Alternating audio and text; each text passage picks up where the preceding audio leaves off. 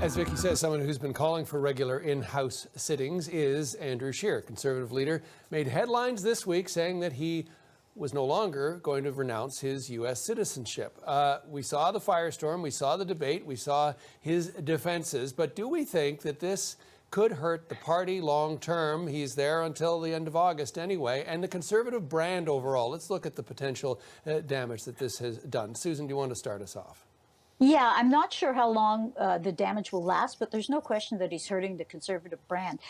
Corey Tonight, a former assistant to Mr. Harper, was on television this week talking about saying that Andrew Scheer keeps walking into rake handles, which I thought was a colorful but cruel way of describing the way Mr. Scheer is conducting himself, especially since the very next day I walked into a rake handle myself, literally.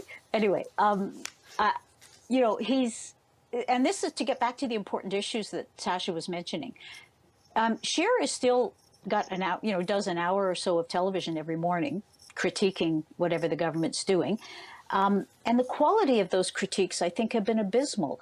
Accusing, the aid for students was going to, disincentivize, or whatever the word is, students from actually getting off their couch and going out and looking for work. CERB money is going to fraudsters and criminals.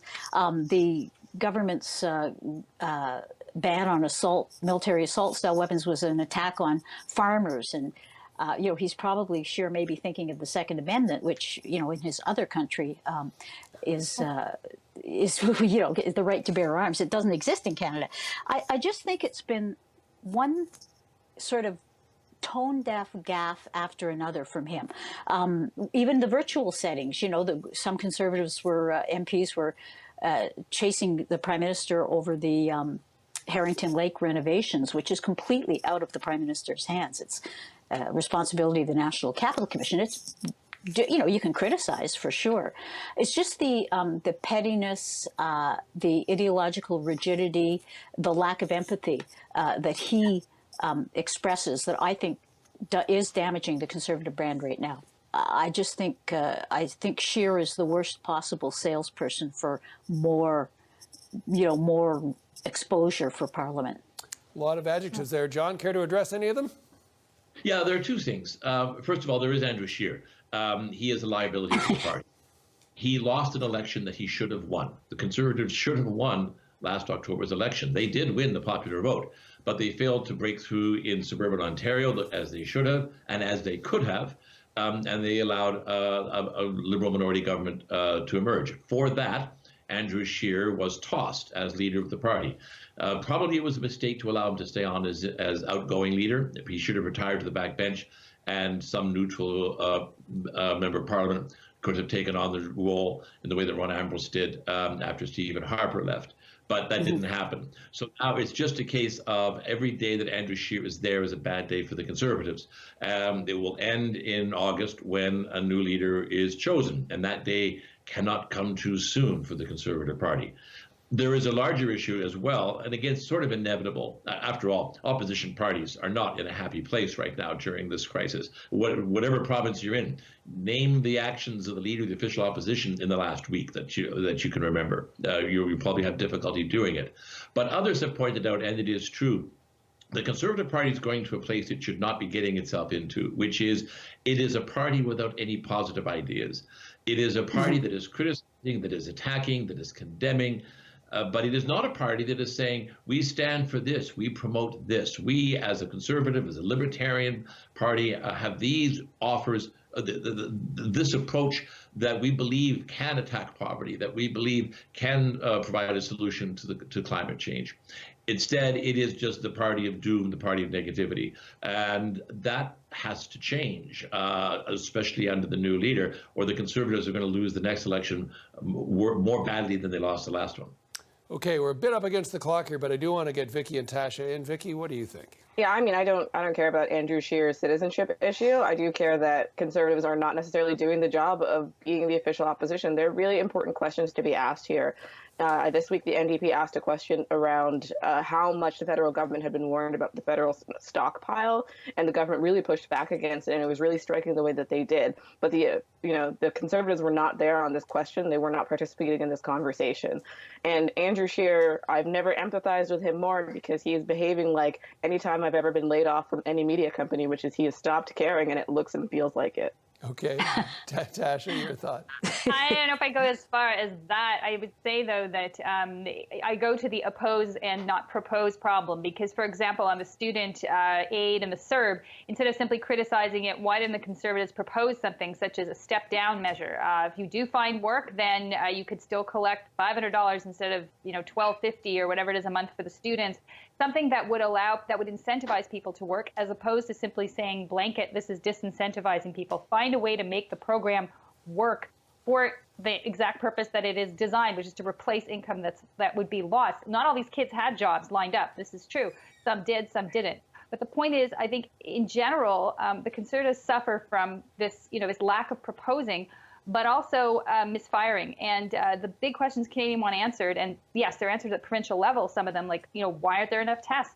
Where is the spread happening? Mm-hmm. These sorts of things, the government could drill down. You could say, well, you meet with the premiers every week, Mr. Trudeau. Why aren't you, getting these answers for Canadians? What are you telling them? That sort of thing, implying that, there's answers to be found as opposed to simply just saying you're not doing your job, period. Okay. Susan, anything to add to that? I see you nodding along there. Oh, I totally agree with what Tasha's saying. There's a touching innocence, though, in some of the answers we've been giving. The notion that opposition has ever been helpful, constructive, and with an expansive vision. I honestly can't remember those days. I think they probably did exist sometime. As for John's plea for a Conservative Party that is going to be more adroit on climate change, poverty reduction, and so on, I think that party existed. It was called the Red Tories, and I think they're gone now. And basically what we have is a very sort of hard right Conservative Party. We'll see if either of O'Toole or Peter MacKay can change that image. We'll see. Well, that's the question, John. Are you seeing anything from any of the leadership candidates that would indicate they might be prepared to go down the pathway you recommend? Not yet. Oh, by the way, of course, I disagree with Susan's definition, characterization of the Conservative Party over the 10 years that it was led, and for the most part, well led by Stephen Harper. But the fact is that the party right now is engaged in a leadership campaign in which about 100 to 120,000 voting party members are going to choose the leader. The leaders are focused exclusively on those party members. They tend to be farther to the right, to be more partisan conservatives. That is why you're hearing what is essentially pretty negative messages coming out of the Peter MacKay and Aaron O'Toole camps as they try to take those votes into their camps, essentially take votes away from Leslie Lewis and portion them to their own campaigns. That will end when one of them becomes leader. And at that point, I hope that either Peter MacKay or Aaron O'Toole has something positive to say about this country. Vicky, do you see anything in the platforms or any indication either, if it is either of those two who win, that they are going to pivot moving forward? Yeah, I actually wanted to touch on something John mentioned, which is that both camps are trying to pull votes away from Leslyn Lewis, a social conservative. But it struck me this week that Aaron O'Toole turned back an endorsement by the caucus of Black conservatives, who were saying that Aaron O'Toole was their guy.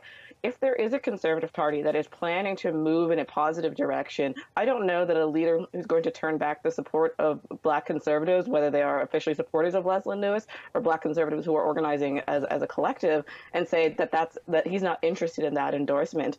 I still think that this conservative vision that John has is fanciful. I think the party officially has kind of abandoned that idea. We haven't seen it in the last few years, that kind of more positive, more engaged level of conservatism. That's something that happens one-on-one when I talk to conservatives, but nothing I've ever seen from the party itself. And so whether they're going to, right now figure out how to be more positive and to add value to the conversation rather than what Andrew Scheer is currently doing, that remains to be seen. And whether either Aaron O'Toole or Peter MacKay can do that, I haven't seen any proposals meaningfully suggesting that they're going to try to change the narrative on the Conservative Party. They're still all very excited and hot under the collar about the assault weapons ban. That's very much Andrew Scheer's Conservative Party and consistently negative messaging. And what a bleak and cynical view of politics to think that the leaders, Aaron O'Toole, who was hitherto known as a moderate, likable, nice guy, Peter MacKay, who was from the Maritimes, from a different branch of the Conservative Party, now they're acting like, Steve Bannon, and they're basically acting like hard right conservatives, and then they're just supposed to pivot and say, "Oh, forget all that. We didn't need any of that." To me, this is such a bleak and cynical view of the way politics should operate.